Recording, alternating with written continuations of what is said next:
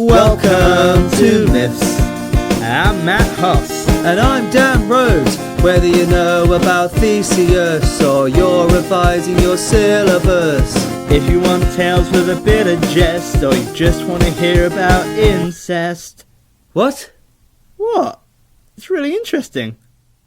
Welcome to Miffs. Welcome to Miffs.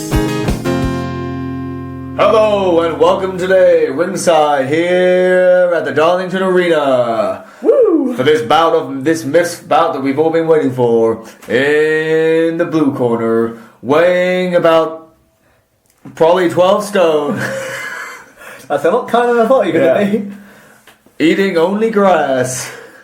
It's the one, the only. Here comes your man, Mad Haas. Yeah. What's going to be? You know, like Rocky has the Italian stallion. What's going to be mine? I'm like the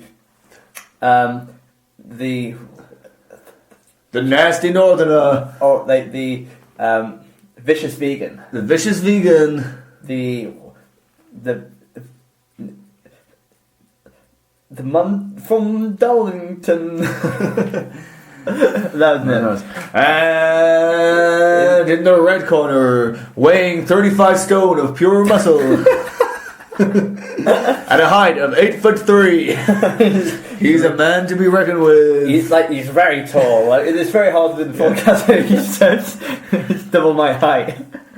So who is it? FHM's second most sexiest man alive. 35 stone of muscle.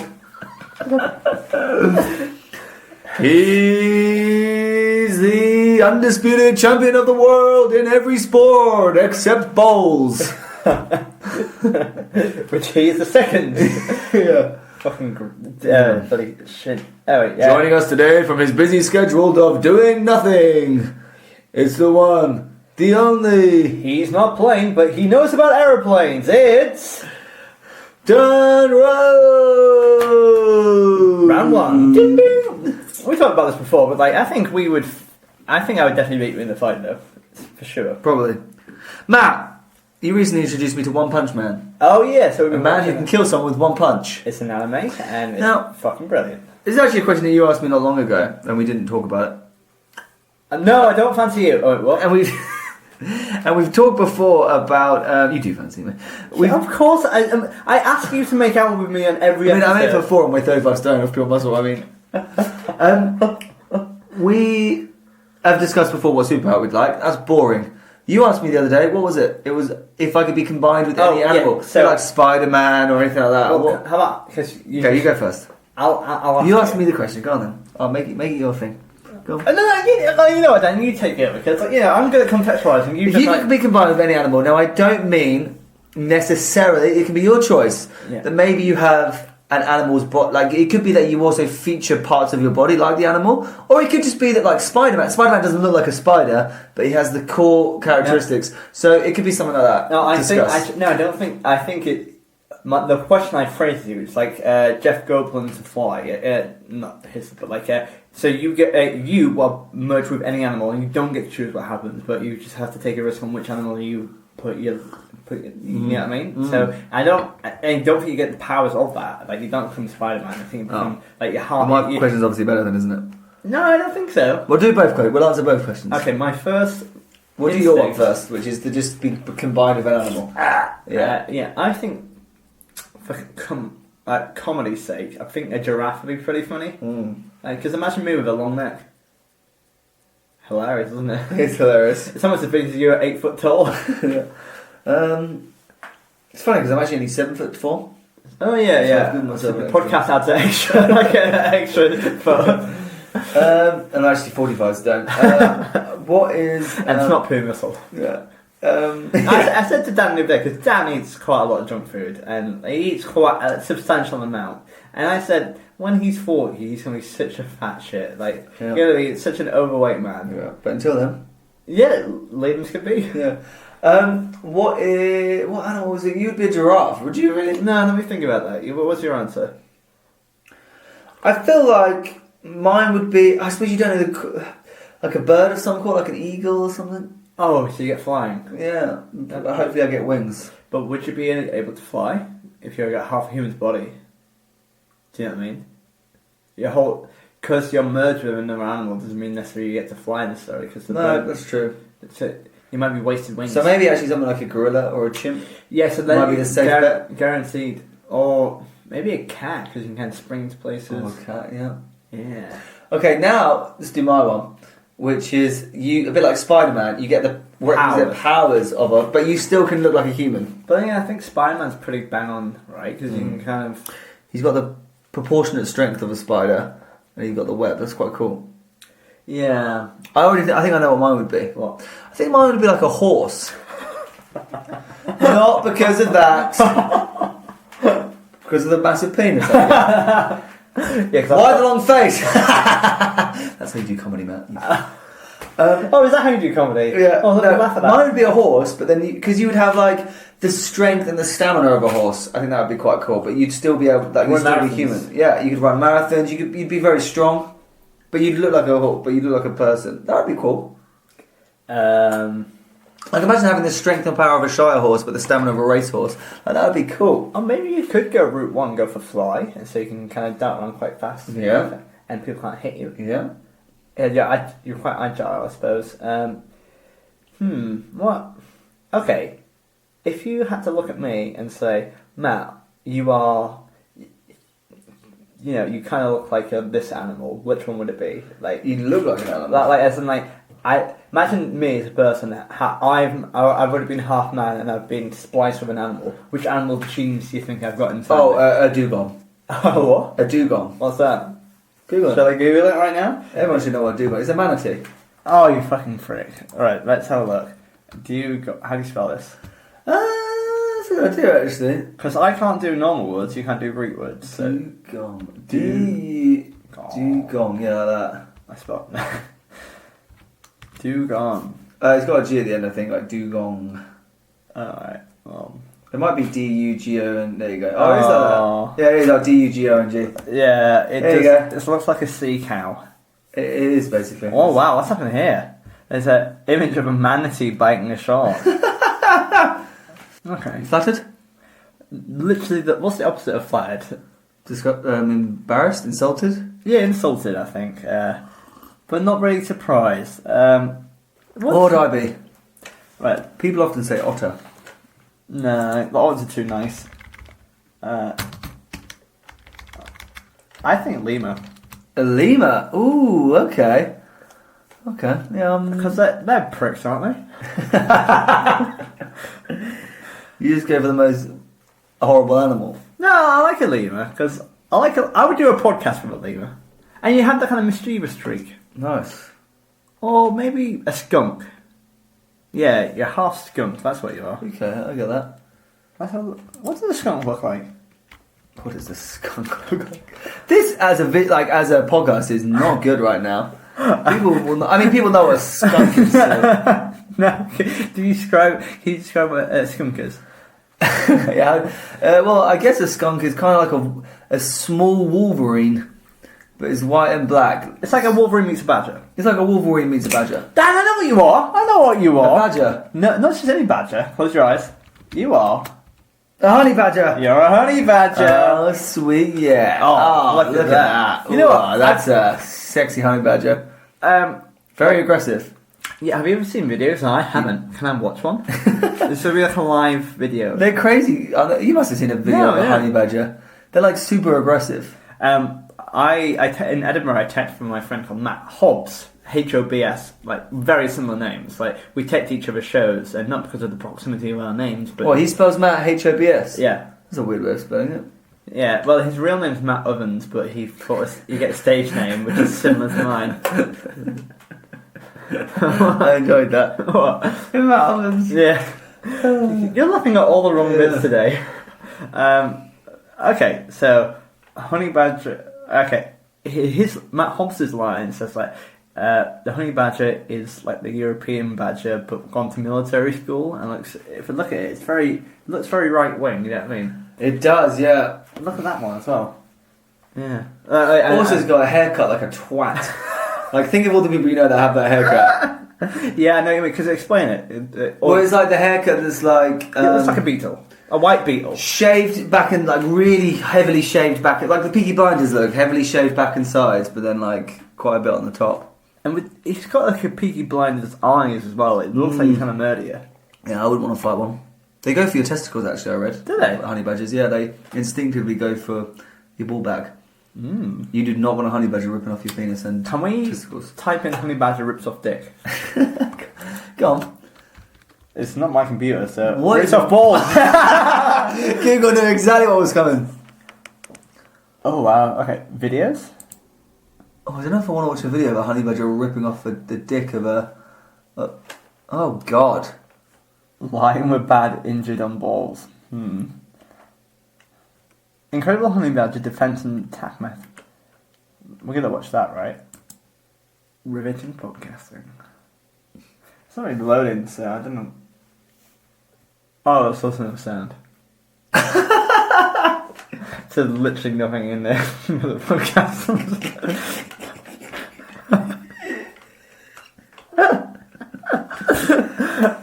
Oh, God. Yeah, maybe we should bail on this. Yeah, let's bail on this idea that you started. Okay, you're a honey... Oh, the point is you're a honey badger, right? Thank you.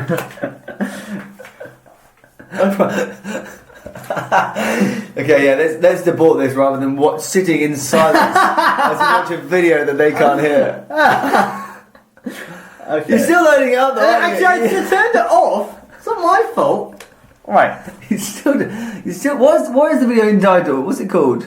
Right, why don't you watch this at home, okay? Why don't you watch Incredible honey badger defense and attack mechanism, including lion, hyena, python, jackal, and porcupine. That really tickled me. Oh God, what are we doing? Oh wait, let's cancel that. Okay, so what a weird day so far. If you had to deposit me in some country, where would you put me? If you forced me to live somewhere, Force you to live somewhere, well, for like that you wouldn't like. like, well, not necessarily, but where would you make me live for a whole year of my life? I would make you live with the Mongol nomads, Why? just because. Good luck being vegan. I'll just eat grass. Just eat grass, yeah, because they don't really have many crops. Oh, okay. It's mostly meat. Where would you put me?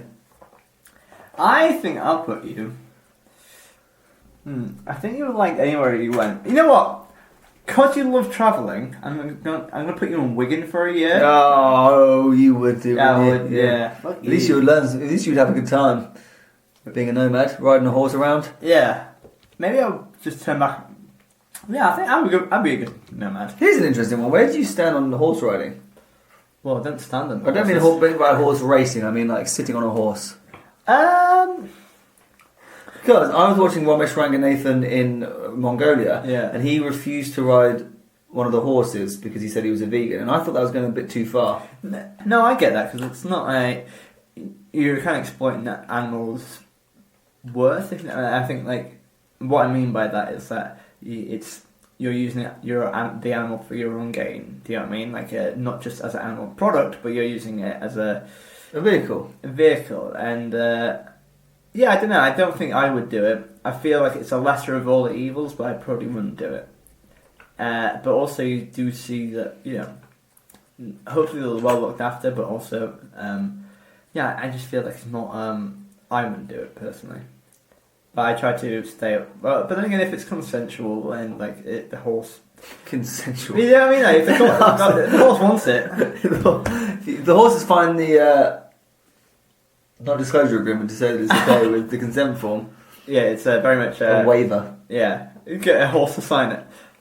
Anyway, Dan, shall we go to our... Oh, I think so, yeah. Can you do it in the style of a honey badger, please? I wonder what noise a honey badger makes. I mean, we don't know because it wasn't speaking. There's something... Right, how about we... I imagine it goes... How about we do a demonstration? I imagine it goes... Oh, my testicles! Alright, here's the jingle.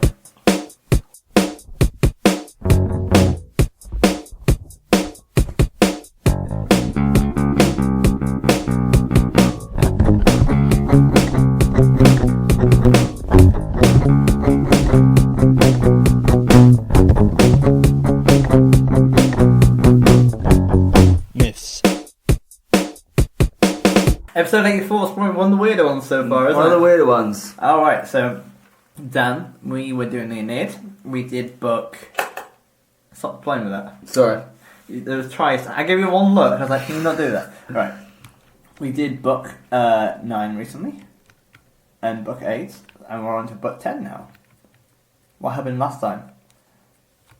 I think the question is, Matt, what didn't happen? Well, a lot. There was a big fight scene. Fighting did happen between the Trojans and the Latins. Yeah, and why? Because Juno made it happen. But so that's right. Because they have come over. The Trojans have, after their long journey, arrived at Latinum. Latinum, and they have said, "Hey, we've been told that we are the correct people to live here and help prosper." The king at first was like, "Yeah, that sounds great. I'm going to marry off." Was told he also had the same prophecy that he had to marry off his daughter, the princess Lavinia, to one of the foreign people, i.e., Aeneas, and that they would prosper. But Juno didn't like this because it meant that the fate was being I don't know what I'm saying here. Yeah. It was quite. Essentially, there's a war broken out because Aeneas has promised Lavinia, but everyone else is not too happy about that, apart from the king. So Aeneas got some support from Evander and the Etruscans, didn't he? That's it. He did. But in the meantime, Nisus and Euryalus and the rest of the Trojans were attacked by the Turnus' Rutulians. And we killed Nisus and Euryalus, but then they had a big old fight on the bridge. And Aeneas got some new armour. He's looking pretty dapper. That's essentially where we are. And we've had some battles, we've had some war. How have you found it so far, Dan? I'm feeling good. I know a guy got stabbed in the mouth. Yes, yeah. You always remember the weird bits. Vulcans, or whatever his name was. And that man, he punched a bull to death. Alright, so starting book 10, the penultimate episode. Well, we're only going to 2 more episodes of this, so... Alright, let's take it away. Book X, as in book 10, begins with a council of the gods. Jupiter calls the gods to Mount Olympus, where he berates them for having meddled with fate. Although Venus and Juno attempt to argue the cases of, respectively, the Trojans and the Latins. Jupiter asserts that there is to be no further divine intervention in the battle. What each man does will shape his trial and fortune. So this is a big thing here, Dan. Yes. I'm trying to engage you back into it. So Jupiter's saying, "Oi, you shouldn't have meddled with. You shouldn't have made them fight each other. Well, it's like no more meddling. No more meddling. If you do it, not good. You're fired. You're fired from the gods. What would outwork God do? No, I have no idea. Anyway, while the gods hold their council, the fighting on Earth continues. The Trojans are still trapped inside their battlements as the Latins storm their gates. Aeneas, with Pallas at his side, travels back to the Trojan camp from his meeting with the Etruscans. You really hit the P hard in the word camp there. Come. I'm trying to have more pronunciation. I'll try it again. Aeneas, with Pallas outside, stops back at the Trojan camp and from his meeting with the Etruscans after securing their pledge of assistance. So who is Pallas again? Pallas is the Etruscan king's son. Not quite. He's the son of Evander, who is a different kind of... a slightly different king.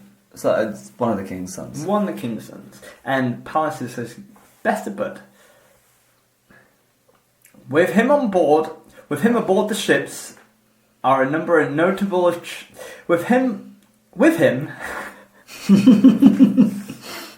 You see where I'm going wrong? Yeah, you hit it right. Yeah. With him aboard the ships are a With him aboard the With him aboard the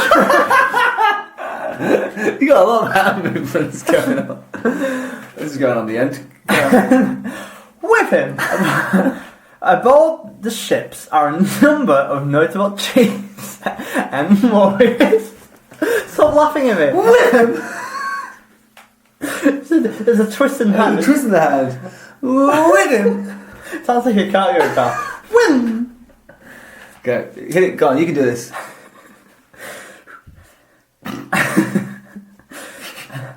With him, aboard the ships, are a number of notable chiefs and warriors, all of whom are described in considerable detail.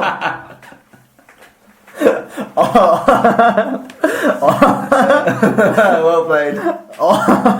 On the voyage, Aeneas is met by the sea nymphs, who were once his ships, and the leader of the nymphs, Kimodochi, warns him of the siege taking place on the Trojan camp. She also predicts that the next day will see a great many Rutulian casualties. So he bumps into... I have no idea what actually happened because I was too busy laughing. They're on the ship back to them. They've got a lot of chiefs and leaders. Basically, they've got a good alliance on the group. But he bumps into some sea nymphs like, oh, who are you? Oh, sorry, we were your ship like 5 minutes ago. I thought, that's kind of weird. And so she tells him what's happened and says, tomorrow, FYI, there'll be a lot of casualties for the other side. So he's kind of just got a little bit of knowledge about what's happening. When the Trojans see Aeneas approaching, his shield held high that... Fuck off. Can you get it right, mate? Come on. When the Trojans see Aeneas approaching, his shield held high, their hope is renewed. Immediately upon docking, however, Aeneas and his men are attacked by the Latins. Horrific fighting ensues, during which many lives are lost on both sides. R.I.P. Aeneas, Turnus and Pallas are each responsible for an amazing number of deaths. Wow. Absolutely amazing. Wow. What do you reckon their numbers are? In the high teens. So, I'm going to say Turnus. A solid 40. Solid 40. 40 out of 40. Pallas, invoking his father's name, enters into battle with Lausus, Mezentius' son. So Mezentius is one of the... Mezentius is one of the naughty people. Yeah. But is slain by Turnus. Ooh, Turnus kills his son. Turnus callously slings Pallas' belt across his shoulder. A decision that will come to regret in the last moments of his own life.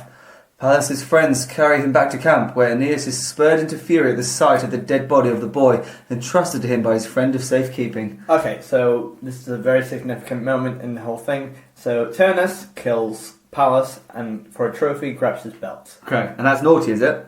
Well, not necessarily naughty. You can kind of take trophies, I suppose, but it's not really the best thing to do, I'd say. And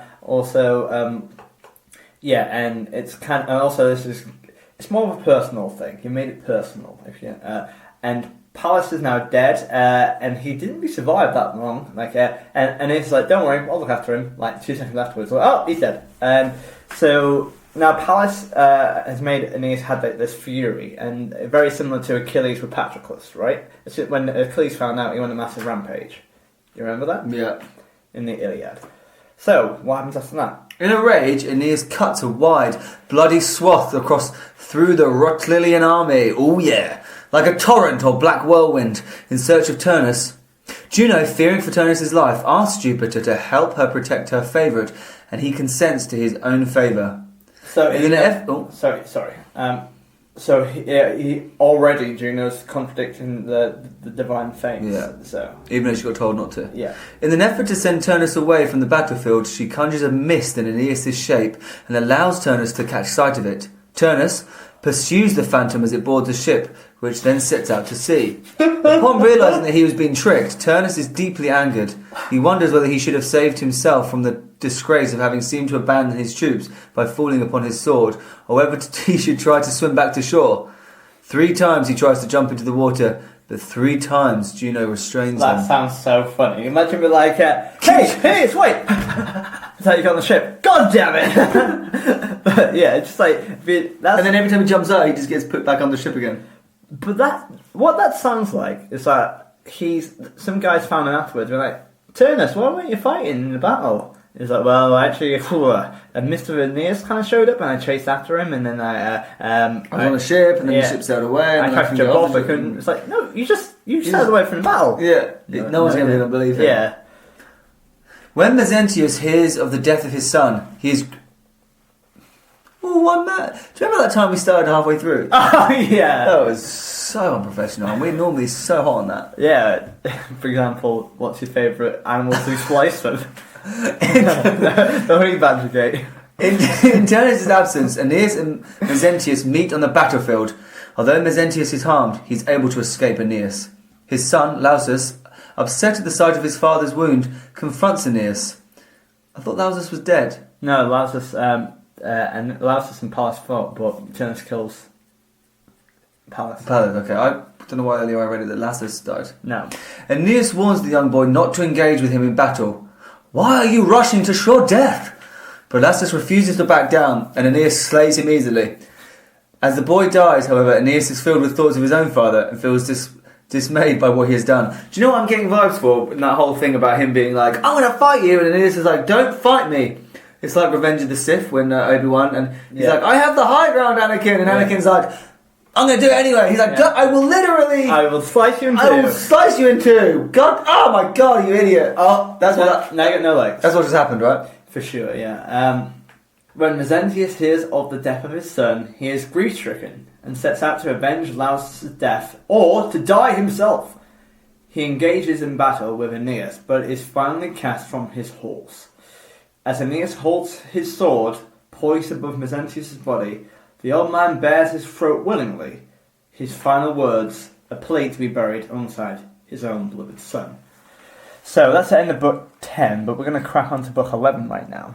So, but what we see here, we're seeing quite a lot here. So Mezentius and his son are now dead, but there's a lot of human qualities here. So we just want to, they're not evil guys, like, I just want to be buried next to my son, stuff like that. And also, Lausus,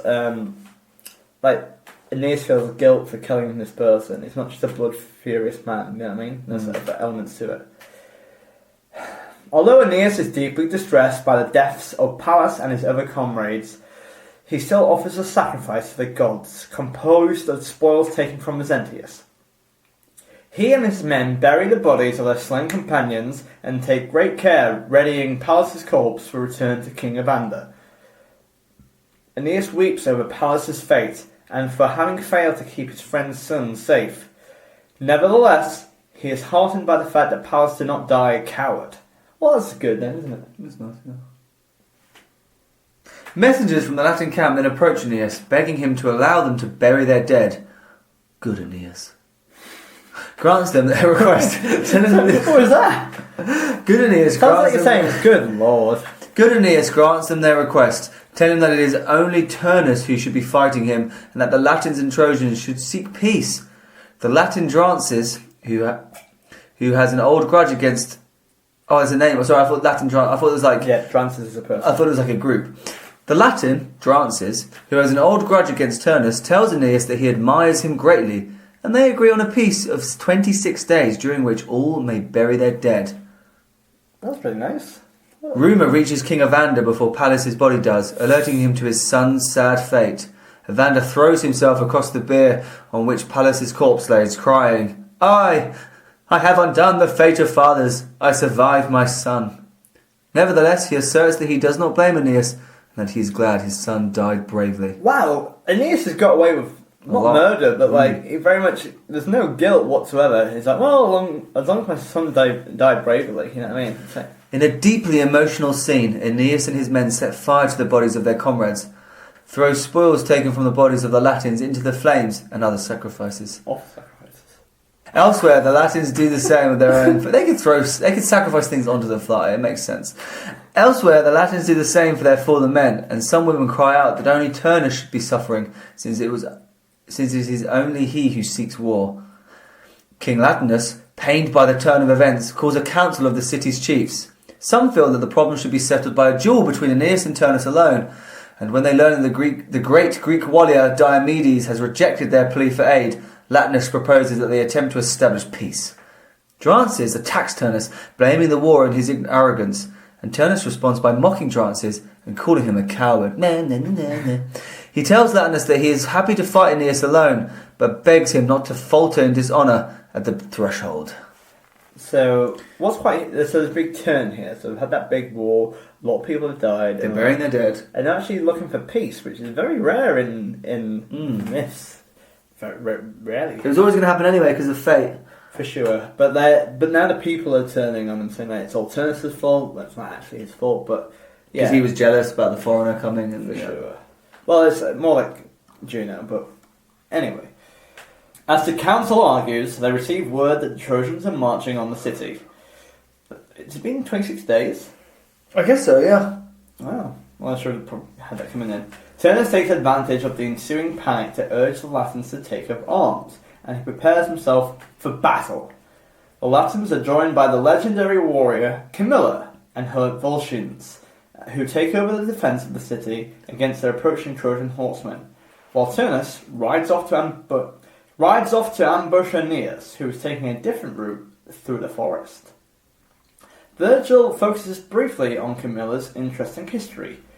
When King Metabus, very close to Megabus, he smells like piss, and takes a long time to come. Sorry, what a weird thing to say out loud. Virgil focuses briefly on Camilla's interesting history. When King Metabus fled his city in exile, he took the infant Camilla with him. When he approached a river that he cannot safely cross with his daughter, he strapped her to a lance and threw her across after praying to the goddess Diana to keep her safe. Wow. The girl was raised in the wilderness and became Diana's favourite, a fellow virgin whose only true love is of arms. As in weapons, not just thick arms. Thick arms, yeah. But, okay, so, just imagine that. Well, I'm going to get my daughter across somehow. Just strap her to the lance and just, what? There you go. I prayed to a god, so it should be fine, wouldn't she? Yeah. It'd be really good if she had, severe brain damage. But yeah, you would get brain damage being thrown across a river. Also, how strong do you have to be to throw a... Would you ever throw a baby across a river? Would I do it again? No. Not the first 8 No, times. yeah. God, It's quite hard, yeah. It's really hard, yeah. Imagine it, maybe you could skim the baby across like a stone. Oh, you could do, yeah. If you got it by the... I was quite good at skimming stones. You could give it a go. Skim a baby.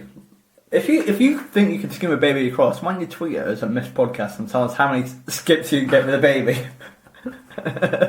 I can get up to 7. Has to be a flat though. You have to get, you know what I mean? Anyway, so Camilla loves arms and Diana loves her. The Trojans finally reach the city and the battle begins.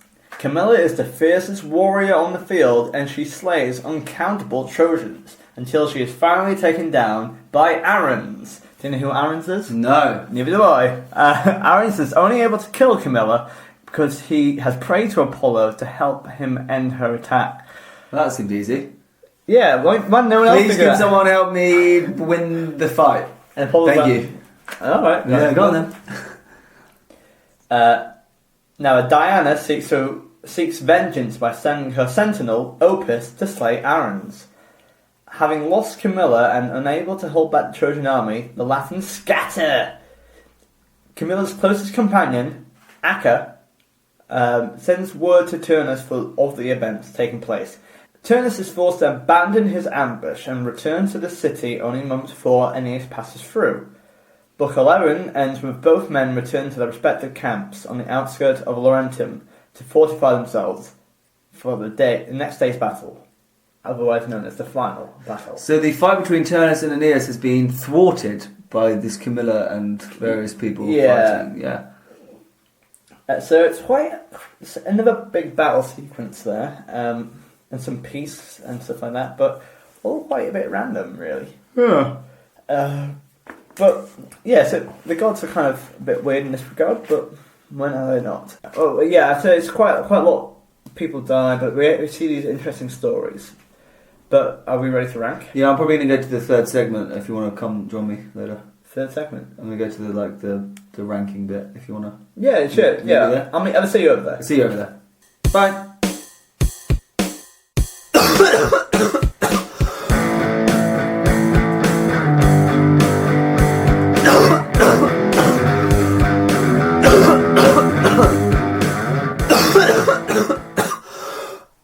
Hey guys, so we're just waiting for Matt to join us for the third segment. But as you know, we rank this on 4 categories: life skills, morals, creativity, and WTF. Each one's ranked out of 10 to give us a total of 40. Oh, here he is. Hey Matt, how you doing? And with him, and back. So yeah, thanks for... Do you start without me? I did, yeah. Just started it. What? I said wait for me. Wow. I was saying about how there's 10 categories and we rank each one. Oh, yeah, well, whatever, yeah. So, life skills, have we started that one? No, I haven't. Practical things we learned. The practical things we learn. Well, we learned a lot of How to throw a baby across a river. We learn how to become a favourite, and if you really want to kill someone, just pray to a god. Just pray to a god. That is important. I feel like we learn a lot, but I'm trying to think. Sacrificing, we learn how to bury, we learn how to ride a horse. We learn how to not look after someone's kids. We learn how to create peace. Yep, we learn how to have a truce, we learn how to attack a castle. Yeah. We learn how to meddle with fate. Yeah, we learn how to have a council meeting. We learn how to kill someone. Yep. That's quite a big one. We also learned about bumping into nymphs and also learning prophecies and stuff like that. We learn don't take a belt. That's more moral is don't take people's belts. Yeah. And we learn how to bury graves. Yeah. Pyres. Not loads, I feel, but quite lots. Maybe 6 or 7. Probably 6, isn't it? Let's be honest. Why is it less than before, though? A lot of killing, I would say. But it's all the same thing, isn't there? There's no different types of... Yeah, you're right. The last week's episode we had loads of different stuff. Morals! The moral things we've learned. So yeah, don't gloat after you kill someone. And don't make it personal. Yeah, don't take someone's belt. Don't... Yeah, and if someone says, don't let me kill you, don't chastise them, and then don't kill their dad as well. Yeah. You have to feel guilt for the things that you've done. That's a big one. That's true. We see so much human characters here, and that also goes for creativity as well. We see, for the first time, we don't see good versus evil, but it's also two sides who are both human. Do you know what I mean? It's not slightly like the Trojan War, but we really see these loving moments. And Aeneas isn't necessarily this old evil man. He's just kind of like, he just loves his son. Do you know what I mean? Yeah. Also, we learned don't chase a phantom onto a ship. Don't chase a phantom onto the ship, yeah? And then once you're on the ship, you can't abort the gods. Don't abort the gods. Oh, we also learned kind of a moral, which is that, I mean, Turnus was ready to ambush someone, and he realised that he was needed elsewhere, so he aborted his mission. And that shows great mental strength. He went again. He could have just been like, nah, I want to do this for myself, but he didn't. He valued his other soldiers. His tactics. Yeah. And also people start blaming him for it as well. Yeah. So there's a lot going on. I'm going to say either 8 or 9. It's an 8. Why 8? I don't know if there was any, like, sometimes we have, like, morals that have more sort of things between relationships. I don't think there was that much. Yeah, There's a lot of, like, internal stuff. Both of the gods, though.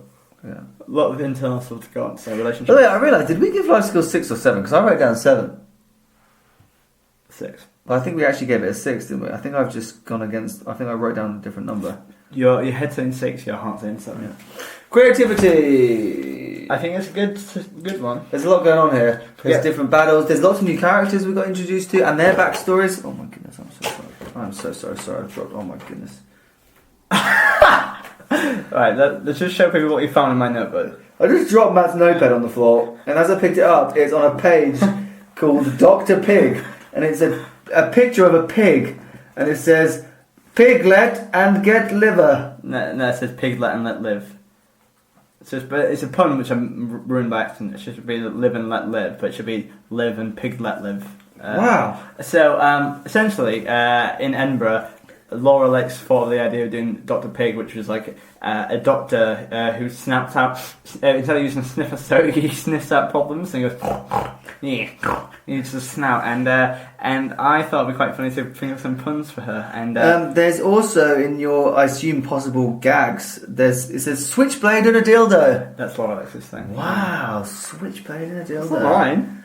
Good God. Read that. I've also got a Freddie Mercury quote as well, which I wrote down one day after a bad gig. Fuck them, darling, if they just don't get it. That's good. I would always say, Matt, don't take criticism from someone that you wouldn't go to for advice. So no one. So absolutely not. Where the hell did I just write these notes? There they are. Creativity. It was creative, right? Yeah, I think so. We have lot of echoes from the Iliad again, but also to a different degree. We get a lot of people stopping the war. Also, we have Turnus as quite an innovative character. People die. We also have gods involved. Gods being stopped to do stuff. Fate changing stuff. Not crazy in terms of like there's a lot of stuff happening, but it's not like it's nothing we haven't seen before necessarily. Do you know what I mean? It seems like it's a full picture, but it's nothing new. Maybe it's like a 6 or a 7. I think 6 is harsh, but maybe right. I think 6. It's more than average, but yeah, it's slightly more than average. But then again, I think that might be just a little harsh, especially throwing. They have vignettes like throwing babies across rivers. We have Camilla, which is a big story, and we get these vignettes of people. That's true. We do get backstories. Also, in yeah, you're right. It is a 7. It's a 7. There's a. I think in the book, I think they're called necrologues, and basically what Virgil does, he gives like. He tells you a story, a couple of sentences about a person's life just before they die, and it's called necrologues. And basically, you get these. It's supposed to be quite sad and patriotic because you're getting these. You get to see these people's lives just before they die, so it has that emotional impact. You know what I mean? It's that kind of cognitive connection with someone. I think it's called necrologue, but I need to double check that. Also, Aeneas killing a lot more people in this as well. Yeah. But there's also guilt there, so I think 7's worth it. Right? Okay, yeah, I agree. WTF? Throwing a baby across the river. Throwing a baby across the river. For sure. A lot of deaths. A lot of deaths. Uncountable deaths. Chasing a phantom to a ship and then realising, oh crap, that's embarrassing. This is going to look like I've abandoned everyone. Well, jump back in the sea. Get back. Jump back in the sea. Get back. That would be weird. They also try stuff 3 times every time, right? Yeah, that's true. They also meet loads of nymphs that said they used to be their ship. That would be weird. That's a weird day, isn't it? Oh, I used to be your car, by the way. Yeah. So, even more sacrifices. Yes. Also, they start blaming Turnus and stuff like that, and but also they kill so many people. It takes 26 days to bury all the dead. Yeah, that's pretty messed up. That's quite long. That's a lot of people. Or they're very lazy. Yeah, Steve died by accident. That's it. But, yeah, I don't know. It doesn't seem crazy. No, it's not. But then again, crazy. we're missing out on a lot of gore. I feel there's a lot of gore. There's a lot of like people.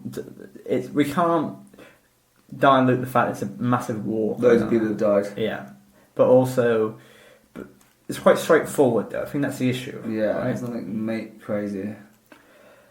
And there was no like snippets of like, oh, he had his eyes gouged out and this and that. But I think we do skip over stuff like that. Like stuff like Saw in the Mouth probably going to happen quite a lot.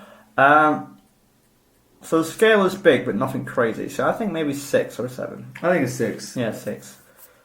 So 6 plus 8 plus 7 plus 6 equals... Is that 27? Yeah? Yes. Another one bites the dust, Dan. Another one bites the dust. So, Dan, what can people do now? Did you enjoy the episode? I did enjoy the episode. Thank you for having me. Are you ready for the last one? I am. The last one of the Aeneid. Aeneid, the last ever Greek. That will be sad, actually. Well, I actually found some others we could do, but I feel like it's a good place to end it, maybe. It is, yeah. Which is a shame, but, you know. I'm excited for the next chapter. Of our lives together? Yes. In matrimony? Yes. Find us at Facebook or Twitter at Miffs Podcast, or email us misspodcast@gmail.com with any ideas, or actually particularly things that you want us to do potentially in Norse stuff, because that's going to come around soon. And with him is Matt Hoss, and we can, I think we could, if you give us 5 stars on iTunes, and if you want to give us a donation, that'd be great as well. It costs us a lot of money and time to do this. So, yeah, please donate. I think this is worth at least, I think it's worth 20 quid a week, really. But, pay what you want, guys. Pay what you want. If you want to give a one-off donation, you can do that as well. I'd say £20 a week was supposed to be more humorous, but I think that... it came across quite... Yeah, it did. Maybe you redo that. 20 quid a week is fine. I'm not going to change that. I'm going to stick with it. Okay. If you can give me £20 a week, just for me, not for Dan, that'd be great. And no, I'll split it with you, Dan. Thank you. But also, you can just tell a friend about it as well. If you find our link, find the iTunes link, and just post it on a friend's wall. Apropos of nothing. You find someone you haven't talked to for a long time, just post it on their wall, and just go, yeah, you'll probably enjoy this. And no one posts on walls anymore, right? On Facebook. Yeah, that's not a thing. It used to be a big thing. Yeah. It's really not anymore. But that's Apart weird. from Imagine if you did that for someone. That'd be weird, right? That'd be weird, yeah. Right, what we're going to do, add Dan as a friend on Facebook and just post this episode on his wall. Just do that. We'll all do it, right? Who's going to do that? I'm going to do it. Everyone, let's do it for Dan, alright? And we'll say happy birthday, Dan. And put hashtag with him. I've been having a lot of problems recently because some of the things I shared like last year, for like episode 20 and things like that. Yeah.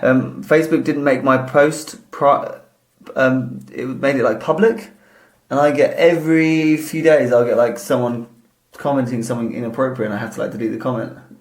Genuinely? Yeah, genuinely. Really? Yeah, you're not fucking. No, I'm not. It'll be like What? It's like those weird like. Oh, this is gonna sound really bad. I'll say it. You do it. It's like you get like the foreign sex accounts. Yeah. And they comment on it. Or they put like their link to their like. Do they? Why are you friends with them? I'm not friends with them, Matt. It's because Facebook's made like my post public, so anyone on Facebook can like they've obviously like found it and like.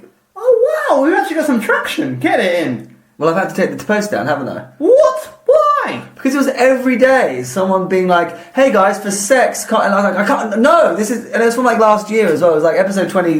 That there's no reason for that to still be on my Facebook. People have watched the episode. Listen, but in all fairness, they've got their demographic pretty right. People who listen to this are quite desperate for sex, I would say. So it's weird though.